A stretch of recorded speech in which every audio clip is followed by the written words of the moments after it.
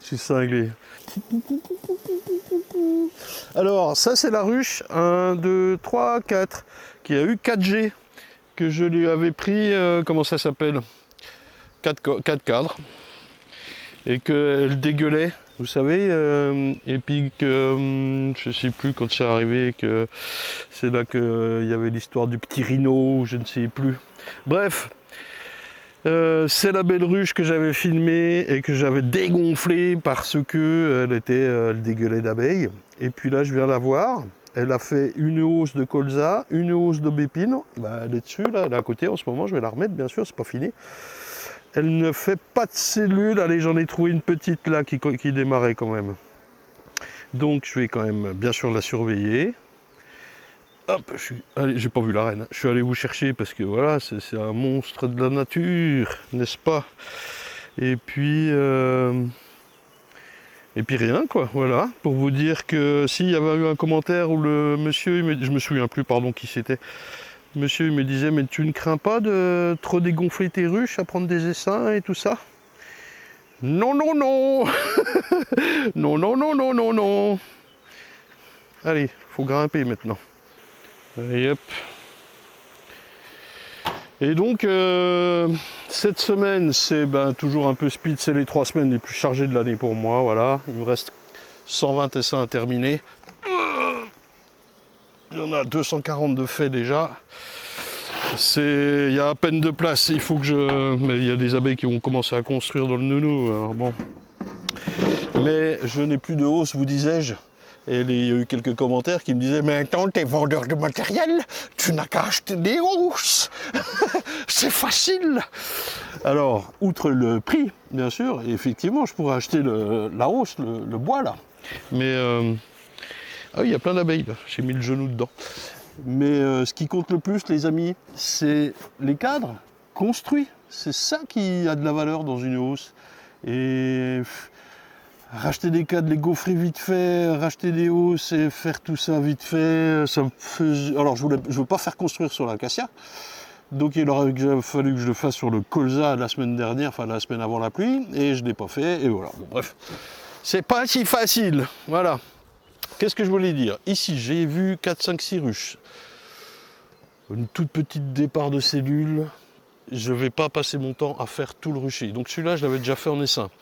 Ce que je vais faire cette semaine, je vais aller voir alors entre autres, mais ce qu'on va faire ensemble là tout de suite, on va aller voir les 10 dernières ruches dans lesquelles je n'ai pas pris d'essaim, du tout. Je ne les ai pas ouvertes. J'ai juste récolté la première hausse et mis une deuxième vide.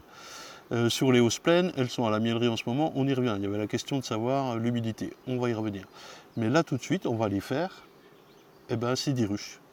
En essaim, parce que je voudrais vous reparler des essaims qui est un terme un petit peu galvaudé. Allez, générique. Un générique? Mais vous êtes fous, non? Pas le temps, pas le temps. Alors ici, dernier rucher à remplir en ruchette. Il reste des ruchettes pleines. Je vois qu'il y en a une qui barbe là, on va se la faire. Et puis les ruches. Alors vous ne les voyez peut-être pas dans le cadre, mais ici 2, 4, 6, 8, 10, 12, 14, 16, 18. Elles m'ont pas rempli la première hausse, pas toutes, parce que je pense que c'est le rucher qui est le plus mal sorti de l'hiver. Et là derrière, 2, 4, 6, 8, 10. Et celles-là, je ne les ai pas du tout touchées en essaim. Par contre, là, j'en ai fait un sur chaque. Et on va les regarder. Parce que je veux vous parler des essaims. À chaque fois, et puis j'ai eu quelques questions là-dessus, et c'est de dire « Ah, mais oui, mais il faut mettre un cadre de miel, un cadre de pollen, un cadre de couvain ouvert, un cadre de couvain fermé... » Pardon, c'est pas de la moquerie, hein, c'est de dire, c'est ce qui se dit. Ouais. Moi, je trouve que tout dépend de ce que vous voulez faire. Et le principe, c'est de dire, ok, la ruche, elle va se diviser en deux pour se multiplier. C'est l'essaimage. Donc nous, on va faire l'essaim artificiel pour éviter cet essaimage, qui, quand on a acheté une ruche, acheté un essaim, une ruche bois à la caisse, qu'on a mis un essaim dedans à 180 balles, on n'a pas forcément envie qu'il essaime et qu'il fasse plus du tout de miel, quoi. C'est de la nature, hein, c'est sûr, mais ça fait quand même un peu yèche, quoi. Hop, ah oui, ça te gênait ça. Et Et donc on va faire un essaim artificiel et on va aller chercher ce qu'il nous faut dans la ruche pour non seulement qu'elle n'essaime pas, et puis nous, ça nous permettra de multiplier dans une petite ruchette pour d'éventuelles pertes hivernales. Vous me voyez venir? Et voilà. Et donc tout dépend de ce que vous voulez faire. On peut tout à fait faire un essaim sur 6 cadres directement, ponctionner très largement une ruche et elle fera pratiquement plus de miel, ou alors ponctionner plusieurs ruches pour mettre dans le même cadre. On peut faire plein de choses. Là, moi, ce que je vais vous montrer et ce que je fais, mais je vais vous montrer comment faire un essaim normal. Mais ce que je fais, c'est que je fais des essaims petits sur 2 cadres, avec en général, je mets que 2 couvains qui vont s'ouvrir, naissant. Pourquoi? Parce que je vais mettre une cellule et c'est pour faire des reines. Et je veux que quand ma reine, elle naisse, elle ait de la place pour pondre. C'est un petit nucléi, quoi, si vous voulez, jusqu'à mi-juillet, où là, les dernières reines, c'est pour moi, et à ce moment-là, il est sur 5 ou 6 cadres, il s'est rempichoté fort, et voilà, en plus, avec la mêlée, ça va bien, quoi. Mais vous pourriez tout à fait, j'ai vu un collègue ce matin qui me disait, j'ai fait des essaims, ils sont un peu trop gros, il faut déjà que je les transvase. Pourquoi pas? Mais comme quoi, faire un essaim, c'est qu'on peut tout faire. Il n'y a pas de règle de dire un miel, un pollen, ou les deux, un couvain ouvert, un couvain fermé, ça dépend. On y revient. Alors, voilà nos 10 ruches que je n'ai pas, 10, 2, 4, 6, 8, 10, ouais, que je n'ai pas du tout touché encore pour l'instant. J'ai juste relevé la première hausse et mis une hausse vide. C'était jeudi, vendredi de la semaine dernière quand il pleuvait. C'était formidable. Et on va, par exemple, regarder celle-ci, parce que je vois que c'est une R23. À mon avis, il y a des belles cellules, si elle est encore là. R23, R24, R24, 24, 23, 23, 24. Ça aussi, j'ai vu qu'à l'activité devant la ruche, à mon avis, ou c'est celle-là, ça va pas tarder à bouger. Allez, t'es reparti, toi? Ouais. On va faire un essaim normal, puis après, je vous montre comment moi je le ferai pour faire féconder mes reines.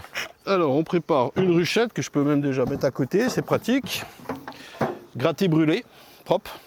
Une petite pince, parce que si je vois la reine, ça va me permettre de manipuler un peu tous les cadres, ça va être bien. Je prévois ce que je vais mettre dans ma ruche, en l'occurrence 2 G et une G dans les seins, avec la partition dans les seins. Tac. Ça c'est pour après. Je vais voir dans la hausse ce qu'il y a. Il y a du monde. Je pense que c'est pas totalement plein. J'avais noté la ruche un peu gaille. Mon Dieu. Alors quand on lève la hausse, je ne sais pas si vous remarquez aussi, je décolle avec le lève-cas de main droite. Je lève là, je repose pas sinon on écrase. On décale sur le côté, si ça ne va pas avec la grille à reine, il faut la tenir, la maintenir. On décale sur le côté, on bascule. Main droite, tout en levant. Voilà, je m'appuie sur la ruchette, mais en levant sur le côté de la ruche pour éviter à chaque fois de reposer. Là, vous avez votre deuxième main, la gauche, qui est disponible. J'ai toujours pas reposé ma hausse. Si je repose, j'écrase, quoi. Et voilà, tac. Eh ben, elle n'est pas si forte, vous voyez. Alors je pense que c'est tout le rucher qui a souffert du varroa. Je vais quand même lui prendre un essaim. Je me méfie de la reine. Ouais, c'est quand même gavé de miel. Est-ce qu'elle a envie d'essaimer celle-là? On va voir. On va lever le cadre juste avant le cadre à mâle. Si je lève le cadre à mâle comme c'est boursouflé en bas, j'arrache tout. Hop. C'est quand même rempli de miel. Pas de cellules, du coup on va fermer du pollen, enfin rempli de nectar, petite ébauche. Ça c'est typiquement un cadre qui pourrait presque m'aller. Je préférerais presque encore du cadre plus fermé, quoi, si vous voulez, qui va bientôt s'ouvrir. Tant que je suis sur le côté droit, je vais aller tout de suite voir le cadre à mâle. La reine est là, je vais l'isoler. Je vois qu'elle a une taille à peu près normale, elle n'a pas maigri pour pouvoir voler lors de son essaimage. C'est bon signe, quoi. C'est une reine à bibi, ça. Hop, la reine est isolée, je peux y aller vraiment cool dans la ruche, dans la mesure... Quoi tu me piques, toi? Dans la mesure où je risque pas de la flinguer, quoi. Hein? Là, de petites ébauches ici, je regarde si c'est pondu. Non, ça va. Elle n'est pas assez forte et développée pour y aller. Donc en général, on a 2 cadres de bouffe sur les rives. C'est ceux-là qu'on pourrait utiliser en premier cadre. Je regarde ma rive ici. Ouais, c'est plein de miel et d'abeilles. On remarque aussi que sur le premier et le 10e cadre, c'est toujours gavé de mâles. Ils sont tous là, les dodus. Et si vous voulez faire un essaim qui va se faire féconder par une reine, enfin je veux dire que vous laissez faire et qu'il y a une reine qui va se refaire, ou que vous mettiez une cellule, elle va avoir besoin de ces mâles-là. Et il est très très très intéressant de les mettre. Donc typiquement, si je ne prends pas ce cadre-là, je vais secouer les mâles dedans. Là, j'en ai pas besoin, c'est un rucher de fécondation à mâles. Ils sont là pour ça, quoi. Si je faisais un essaim normal, je prendrais le 1 ou celui-là. Après, c'est peut-être le choix de la couleur. Dans l'essaim, je vais peut-être mettre le vieux cadre qui est en 1, là, pour le dégager, typiquement. Mais voilà, on pourrait très bien faire ça en 1. J'insiste sur... J'ai eu le cas avec 2 amis qui sont venus m'aider, appelons-les Pipo et Molo. Je ne sais pas qui est Pipo, je ne sais pas qui est Molo des deux. Sachant qu'ils m'ont donné un petit coup de main, c'était cool. Ce week-end, on a bu des coups. Bon bref. Par contre, eux, il n'y a pas de gauche ou de droite dans la ruche. Alors que si, moi je trouve que, même si c'est vrai ou faux, ou pas tout à fait vrai, ou un petit peu faux, il est important psychologiquement de garder à l'idée que la ruche commence à gauche et se développe sur la droite. Pourquoi psychologiquement? Parce que ça vous permet de dire, bah ça c'est le cadre 1, 2, 3, 4, 5 jusqu'à 10. Quand vous faites un essaim, j'ai mis l'ouverture dans le même sens que la ruche. Je ne vais pas me questionner à me dire, je suis du bon côté, pas du mauvais côté, comment ça se fait? Et voilà, j'attaque toujours de gauche à droite, je me pose jamais la question, et ça le fait bien dans cette situation, quoi, si vous voulez. Un autre truc qu'ils m'ont fait, j'ai remarqué, parce que c'est vrai que moi j'ai de la tête dans le guidon et je ne vois pas forcément ce qui se passe, c'est qu'ils m'ont inversé le cadre comme ça, que ce soit à gauche ou à droite. Hein.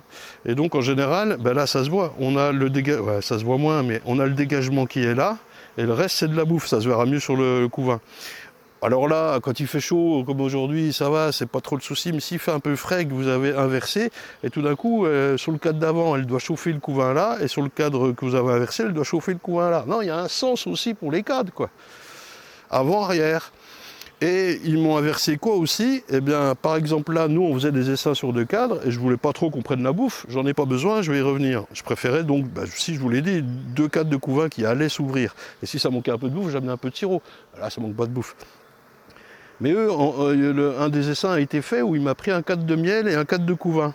Ils m'ont aidé à faire quelques essaims samedi dernier. Eh bien, ils avaient mis le couvain à gauche et le cadre de miel, la grosse réserve en 2, puis la partition. Alors, dans ce cas-là, il y a quand même un sens. D'où comment dire, 1, 2, 3, 4, 5, 6, quoi. Ça aide vachement de faire ça, quoi. Donc typiquement, vous, pour votre essaim, vous pourriez lui mettre un cadre de bouffe si vous ne voulez pas avoir peur de quoi que ce soit. Puis après, aller lui chercher du couvain. Si vous laissez faire votre colonie, il faut mettre du couvain ouvert. Et typiquement, là, il y en a. Elle aurait de quoi refaire des cellules. C'est pas parce que c'est tout operculé ici qu'elle n'aurait pas de quoi. C'est pour ça qu'on dit qu'il faut un cadre de couvain ouvert, un cadre de couvain fermé. Oui, c'est rare quand il n'y a pas au moins une alvéole pour qu'elle fasse des cellules de sauveté et réélever une reine, quoi. Hein? Typiquement, celui-là, vous pourriez le faire, le mettre, le cadre à mâle, on le laisserait, et puis vas-y, feu nénette, on prend le suivant. Hein. Qu'est-ce que tu veux t'embêter, Jason? Il y a des larves, il y a des œufs, il y a de quoi faire. Il y a un mâle avec un œil blanc. 2, 3 amusettes que je viens d'enlever, et basta, quoi. Et c'est parti, et ça suffit. Si je mets, je vais le faire, ça me fait chier parce qu'il faut que je défasse après, quoi. Ça, merde. Hop. Mon essaim, il est fait, en gros, sur 3 cadres. On pourrait dire qu'il me manque un petit peu d'abeilles. Moi, ce que j'aime bien faire, y compris quand je fais des essaims sur 2 cadres, je vais prendre ça, par exemple, ou le premier qui est plein de mâles, et secouer les abeilles. Mais voilà, votre essaim, il est fait, quoi. Alors, typiquement, moi, ça me va bien ce que j'ai fait là. J'aurais peut-être plutôt mis ce cadre-là que celui d'avant. Parce que là, c'est en train de naître. Ouais. Tandis que le cadre d'avant, c'est en train d'être operculé, de finir d'être operculé. Donc il y a un petit décalage temporel. Vous voyez? Ouais, là, c'est en train d'être operculé. Donc je vais laisser plutôt les 2 que j'ai mis là. Et la bouffe, par contre, je ne le prends pas. Parce que ça miel à mort, parce que je peux amener du sirop si nécessaire. Je vous l'avoue, je l'ai fait sur une dizaine d'essaims quand il pleuvait vendredi dernier, il faisait 8 degrés. On est quand même passé de 8 degrés à 30, hein. Mais bon, je dis ça, je dis rien. Et là, mon essaim, donc je disais, il est fait. Par contre, il n'est pas tout à fait terminé. Je vais mettre ça. Soit je mets la partition contre le couvain et je mets la G après, au cas où ça miele. Et ça va bien s'il ne fait pas trop chaud et que ça miele pas trop. Soit là, ça miele pas mal. Je vais quand même faire ça. Et je vais le compléter avec quelques abeilles. Bien que ça miele un petit peu, il y a du nectar et je risque d'en mettre partout. Pourquoi? Parce que l'essaim, je ne le déplace pas. Je le déplace à peine, je le mets sur une palette à 10 mètres en face. Donc j'ai quand même des abeilles qui vont revenir dans cette ruche, les butineuses. Mais l'ensemble des autres abeilles qui sont sur le couvain en ce moment et qui s'en occupent, ne vont pas déserter. Elles vont rester, c'est pas grave. Cependant, pour pallier le petit nombre d'abeilles qui va partir en butinage, dire ah mais c'est là que j'habite, et revenir là, et non pas là, dans cette ruchette à 10 mètres, eh bien je les pallie je pallie ce manque d'abeilles en mettant un petit cadre d'abeilles supplémentaires. Très bien, je sais que la reine n'y est pas, elle est là, c'est parfait. Et voilà. Hop, ça va, il est 11h midi là, à l'ombre, ça miele pas encore fort comme hier après-midi ou cet après-midi, ça va donner sévère. Le sein là, il est fait. J'ai mes 2G pour remplacer mes 2 cadres que j'ai pris. Je peux le fermer. Et je vais le poser là-bas. Alors je ne sais pas si je change la caméra, mais juste pour dire que je pose une ruchette de l'autre côté, quoi. Hop. Donc là, nous sommes le mercredi 30 avril, j'ai noté dessus, 30 avril, essaim. Et je vais venir mettre la cellule lundi. Donc mercredi, jeudi, vendredi, samedi, dimanche, lundi. 5 jours il va avoir le garçon. Donc quand je vais revenir, il aura fait des cellules de sauveté que je vais casser avant de mettre ma cellule, ce que vous m'avez vu faire sous la pluie, la vidéo de la semaine dernière. D'ailleurs, dans cette vidéo, là où c'est un petit peu en accéléré, il y a quelqu'un qui disait on dirait Bénil, eh ben, on me voit avec des cadres avec des essaims sur 2 cadres de couvain, il n'y a pas de bouffe. Et ben, je leur ai mis 1 kilo de sirop pour qu'ils tiennent, évidemment. Sinon, ils meurent de faim, hein. C'est assez instantané vu le nombre d'abeilles. Ensuite, là, je termine mon essaim. Je rappelle que demain, c'est la fête du travail, les filles, hein, on ne travaille pas. Cool. C'est spécialité de la France. À Noël, on fête Noël. À Pâques, on fête Pâques. Et à la fête du travail, ben, on fête pas on travaille pas, quoi. Pas besoin. Hein. Donc, les abeilles qui ne travaillent pas le 1er mai, ben, tu m'appelles. Hein. Surtout un 1er mai à 30 degrés, mon garçon. Mon Dieu.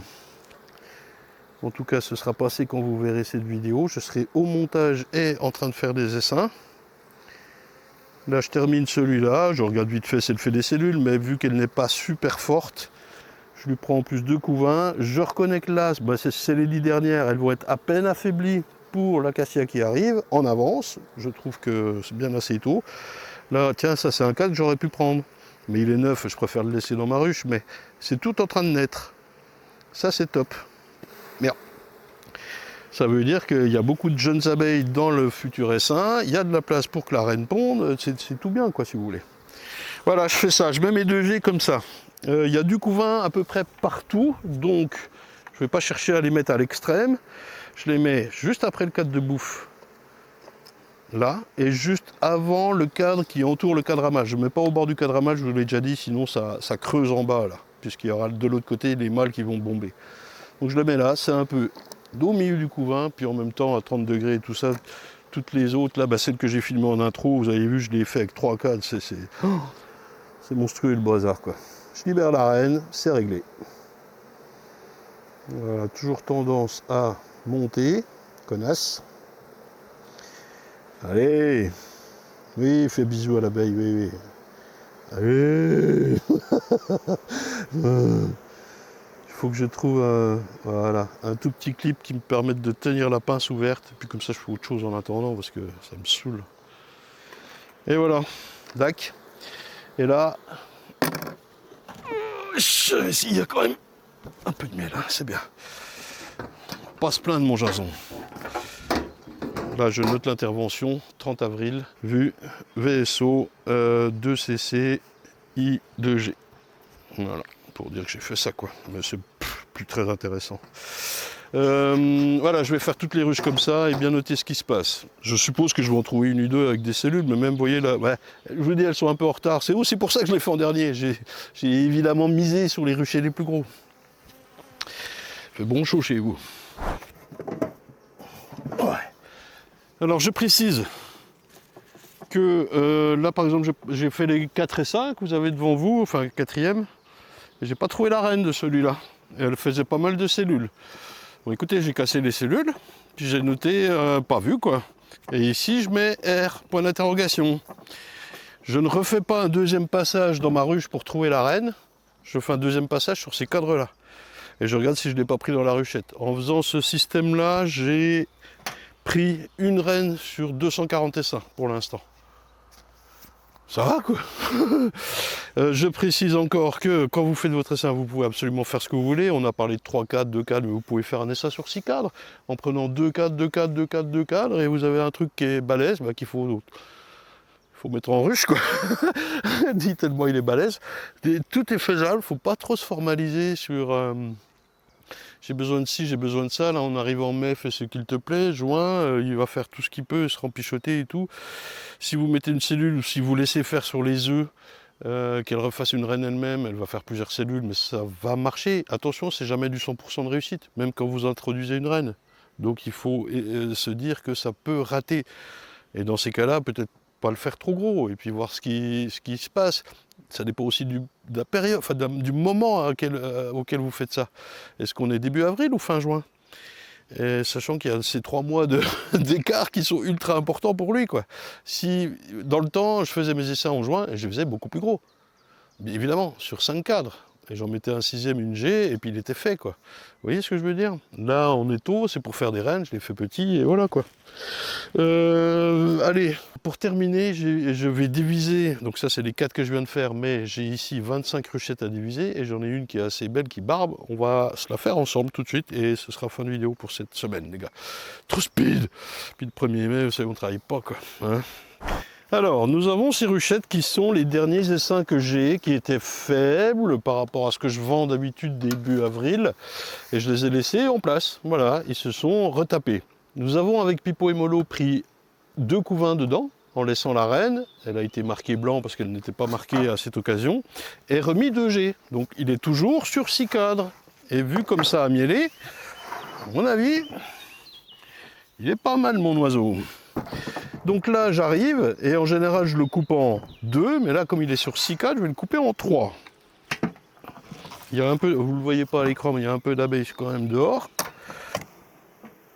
Et ça miel quoi. Donc là, pas d'abeilles ici, pas de reine je veux dire.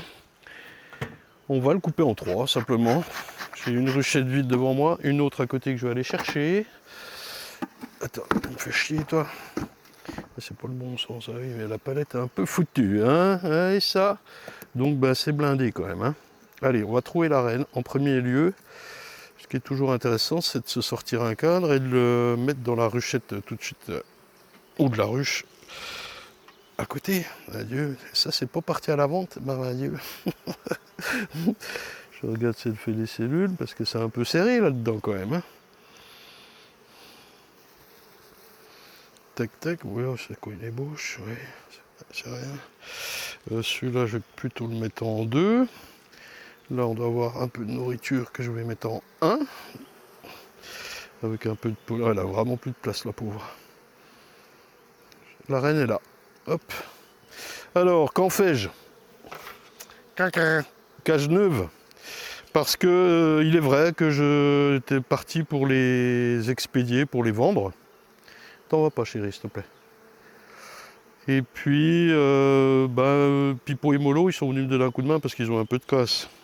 C'est des amis qui font des abeilles, bien sûr. J'ai un peu beaucoup de casse même. Et le week-end, ils se font chier. Et papy, il a donné à Pipo et Molo les reines, et puis 10 essaims, et puis comme ça, tout le monde est content, quoi. Ouais. Et puis celle-là, je vais leur donner aussi, quoi. Après, ça fait peut-être beaucoup. 25, il y en a quand même plus de 50 là. Qu'est-ce qu'ils vont faire? Ils n'ont pas d'abeilles. Bon, on va voir. Bref, là l'essaim est pratiquement fait. Alors la ruchette qui est là, elle va rester en place. Elle va continuer à prendre les butineuses. C'est donc celle que je vais vider le plus. D'accord? Ça, faut que je note ce que c'est. Et donc en l'occurrence, ma 3e ruchette, moi je vais la mettre tout de suite là en place. Par contre, la palette est vraiment naze quoi ici.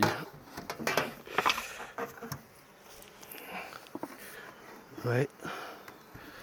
Tout pas en couille, hein.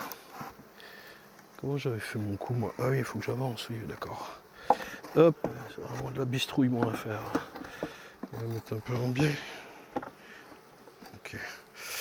Allez, hop. Et je vais constituer l'autre essaim tout de suite, pas de cellules. Bah, dans la mesure où on lui a pris 2 coups à acier, elle me fait quand même des ébauches un peu étirées. Là, bon, je regarde pas si c'est pondu, mais le cœur y est. Là, typiquement, je viens de sortir mon cadre comme ça, puisque la sortie se retrouve de l'autre côté. Vous êtes d'accord avec cela même? J'aurais bien mis celui-là en 1, celui qui arrive là, ou on va alterner les cadres neufs. On va lui mettre un 9 à gauche, un 9-9, hop. Ah ben Dieu, l'engin, et donc pareil, je le retourne. Ne me pose pas la question. Hop. Serré là-dedans. Ouais. Ah ben, j'ai fait de la merde. Voilà. Tac, tac. Voilà. Et ensuite, là, il y a beaucoup d'abeilles quand même, comparé à s'il y a un peu de dérive ou quoi. Donc, ça. Et ça, je partage. Et ce que je vais faire lundi aussi, en amenant les cellules. J'en profite au fait. Je vérifie qu'elles n'aient pas fait de cellules de sauveté. Enfin, elles vont en faire, hein, donc je les enlève. Et je répartis, j'équilibre un peu mes essaims. Si là je vois que celui-là, il y a beaucoup d'abeilles qui sont revenues, il est très fort, eh ben, je vais secouer la partition par exemple qui est pleine d'abeilles sur une autre ruchette. J'équilibre tout ça pour que tout le monde soit à peu près d'aplomb. Et voilà, avec une ruchette de 6 cadres, j'ai fait 3 petits essaims. Moi ça me va bien. J'ai partition à tout le monde et voilà. Vous voyez, ça va relativement vite quoi. N'est-il pas? Tac tac, et tout le monde reste en place. Alors faites attention si vous utilisez ça, parce que moi j'ai quand même des abeilles qui tiennent un peu le cadre.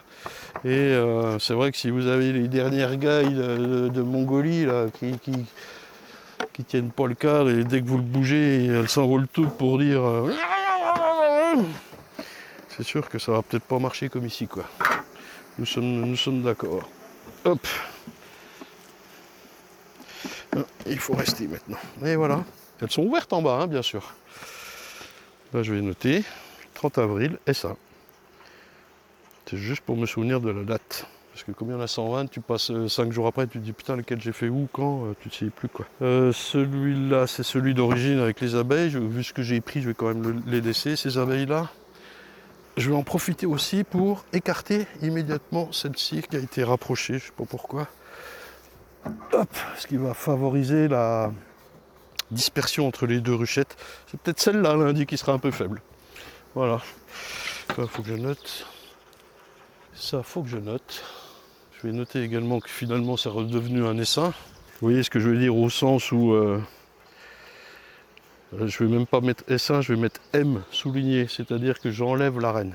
Et ça, c'est une... Tac, tac. Allez, mesdames et messieurs, tout ça pour vous dire que les essaims, c'est facile. Il ne faut pas trop se monter de bourrichon à dire oui, mais bon. Et que vous aurez quand même, ça peut arriver, des échecs. Forcément, il n'y a jamais 100% de réussite. Donc, elles hésitent à aller à celle-là ou celle-là. Ben voilà, parfait, elles se divisent le truc. Donc, ne pas hésiter, allez-y, et puis ce qui arrivera, quoi. Allez, on fait un petit tour à la miellerie, montrer l'humidité des hausses. Avant de terminer. Ouh. Alors, merde. Merde. Alors, l'extraction, mesdames, messieurs, bienvenue. Alors, c'est pas... je vais extraire là, j'y vais. Nous sommes mercredi après-midi. Le miel est là depuis vendredi, samedi, dimanche, lundi, mardi, mercredi. C'est pas énorme. J'ai 2 ventilateurs qui oscillants. Un là, puis un sous vous, le même, enfin en petit. 2 chauffages, 3300 watts, il est là, vous ne le voyez pas, je vais vous montrer après. Et un autre là-bas. Je monte ici à 28-30 degrés. Ressenti un peu moins, je trouve. 29, il me dit, degrés. Et puis j'ai mis des tasseaux, comme vous le voyez, partout entre chaque hausse, ce qui est bien, hein, donc la récolte en 2 fois, ça veut dire que j'ai soulevé la hausse, mis la hausse vide, le chasse-abeille, remis la hausse pleine, 2 portées de hausse.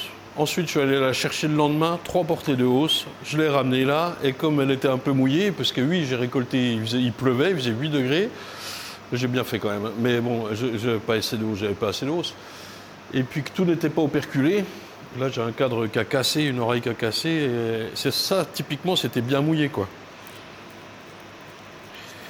Et 4e portée de hausse, puisque je les ai toutes reprises une par une pour mettre des tasseaux. Au moins ça ventile, ça aère, ça assèche. C'est ce qu'il faut faire pour assécher le miel avant extraction. Je n'ai pas pesé, contrôlé l'humidité. Alors je fais ça, mais je ne fais plus au manuel, je fais à l'électronique. C'est un peu plus cher, mais c'est pour moi beaucoup plus fiable. Je n'ai pas contrôlé le miel. Il est quand même sacrément bon. Dans les cadres, parce que j'ai tout type de cadres. Des operculés, des non operculés, beaucoup. Et ce qui est bien, parce que je peux ôter l'humidité que sur les non operculés. Typiquement ça. Et puis donc, ils ont tous des valeurs d'humidité différentes. Je fais ressuyer tout. Et au premier extracteur que je vais lancer là, je ne sais pas si je vais le filmer, hein, je crois pas. Je fais un test. Et si je vois que le premier extracteur, ça ne va pas, j'arrête tout de suite et j'attends encore. Il faut se méfier de la cristallisation, bien sûr. Au niveau des mesures, je me fie à lui là. C'est un déshumidificateur comme le gros qui est là-bas. Je vous les mets à l'écran. Et au niveau des mesures, j'ai 2 petits trucs chinois. Voilà, je ne fais pas confiance. Je fais plus confiance à lui. 29 degrés Celsius, 31% d'humidité. Quand j'ai eu chauffé et asséché la pièce avant d'amener le miel, je suis descendu à 27, 26 je crois, d'humidité. Et d'amener le miel et de mettre les tasseaux, je suis remonté à 40, 41. Vendredi donc, vendredi, samedi. Et là, on est mercredi, je suis redescendu à 31. Ça aspire énormément d'eau.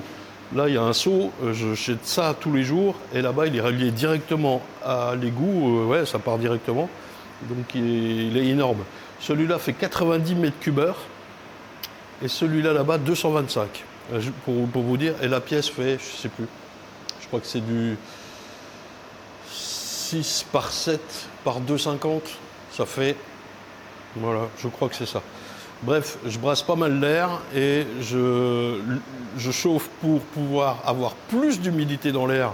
Et c'est plus facile à extraire comme ça. C'est la température de la ruche. Hein. Je suis même en dessous de la température de la ruche.